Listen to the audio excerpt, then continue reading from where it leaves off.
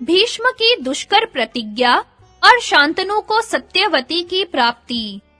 वैशंपायन जी कहते हैं, जन्मेजय, एक दिन राजऋषि शांतनु यमुना नदी के तट पर वन में विचरण कर रहे थे।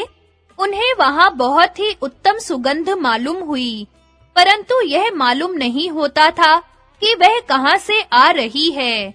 उन्होंने उसका पता लगाने की चेष्टा की। वहां के निषादों में उन्हें एक देवांगना के समान कन्या दिख पड़ी। राजा ने उससे पूछा, कल्याणी, तुम किसकी कन्या हो, कौन हो और किस उद्देश्य से यहाँ रह रही हो? कन्या ने कहा, मैं निषाद कन्या हूँ। पिता की आज्ञा से धर्मार्थ नाव चलाती हूँ।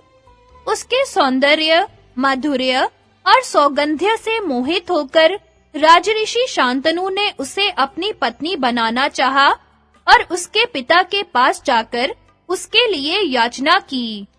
निषाद राज ने कहा, राजन, जब से यह दिव्य कन्या मुझे मिली है, तभी से मैं इसके विवाह के लिए चिंतित हूँ, परंतु इसके संबंध में मेरे मन में एक इच्छा है। यदि आप इसे धर्मपत्नी बनाना चाहते हैं, तो आप शपथ पूर्वक एक प्रतिज्ञा कीजिए, क्योंकि आप सत्यवादी हैं। आपके समान वर मुझे और कहाँ मिलेगा? इसलिए मैं आपके प्रतिज्ञा कर लेने पर इसका विवाह कर दूंगा।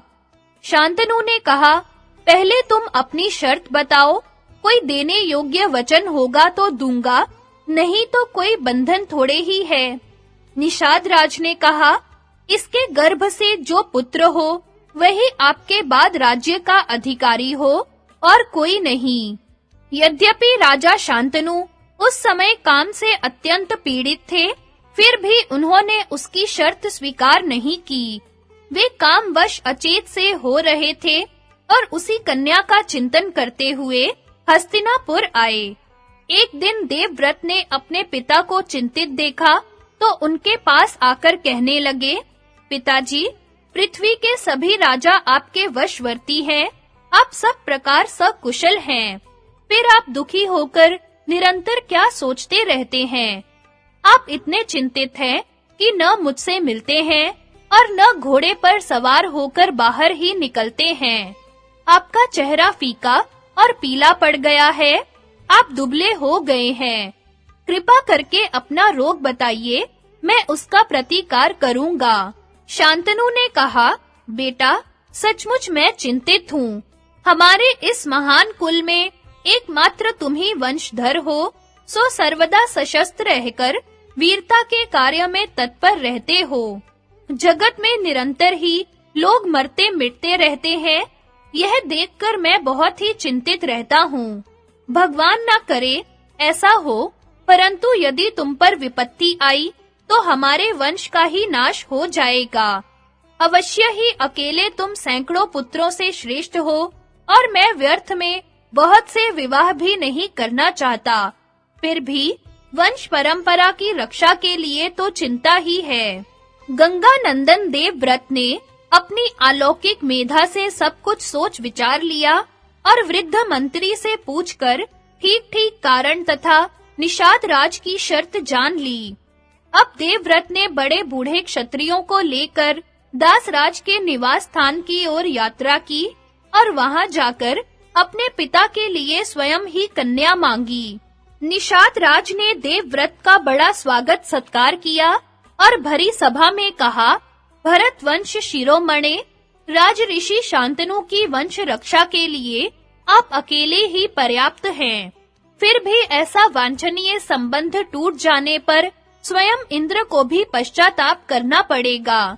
यह कन्या जिन श्रेष्ठ राजा की पुत्री है, वे आप लोगों की बराबरी के हैं। उन्होंने मेरे पास बार-बार संदेश भेजा है कि तुम मेरी पुत्री सत्यवती का विवाह राजऋषि शांतनु से करना।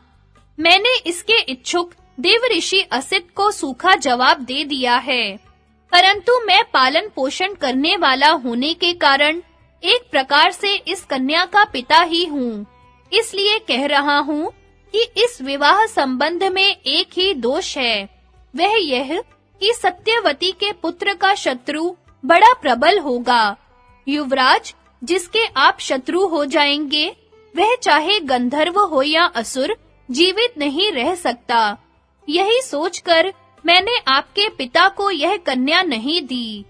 गंगानंदन देवव्रत ने निषाद राज की बात सुनकर क्षत्रियों के समाज में अपने पिता का मनोरथ पूर्ण होने के लिए प्रतिज्ञा की। निषाद राज, मैं शपथ पूर्वक यह सत्य प्रतिज्ञा करता हूँ कि इसके गर्भ से जो पुत्र होगा वही हमारा राजा होगा। मेरी यह कठोर प्रतिज्ञा अभूतपूर्व है और आगे भी शायद ही ऐसी कोई प्रतिज्ञा करे। निषाद राज अभी और कुछ चाहता था। उसने कहा, युवराज, आपने सत्यवती के लिए जो प्रतिज्ञा की है वह आपके अनुरूप ही है। इसके संबंध में मुझे कोई संदेह भी नहीं है। मेरे मन में एक संदेह अवश्य है कि शायद आपका पुत्र सत्यवती के पुत्र से राज्य छीन ले। देवव्रत ने निषाद राज का आशय समझकर क्षत्रियों की भरी सभा में कहा, क्षत्रियों, मैंने अपने पिता के लिए राज्य का परित्याग तो पहले ही कर दिया है। अब संतान के लिए आज निश्चय कर रहा हूँ। निषाद राज, आज से मेरा ब्रह्मचर्य अखंड होगा। संतान न होने पर भी मुझे अक्षय लोकों की प्राप्ति होगी।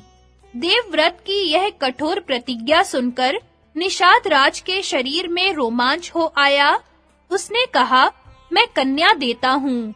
उसी समय आकाश से देवता, ऋषि और अप्सराएं देवव्रत पर पुष्पों की वर्षा करने लगी और सबने कहा, यह भीष्म है, इसका नाम भीष्म होना चाहिए।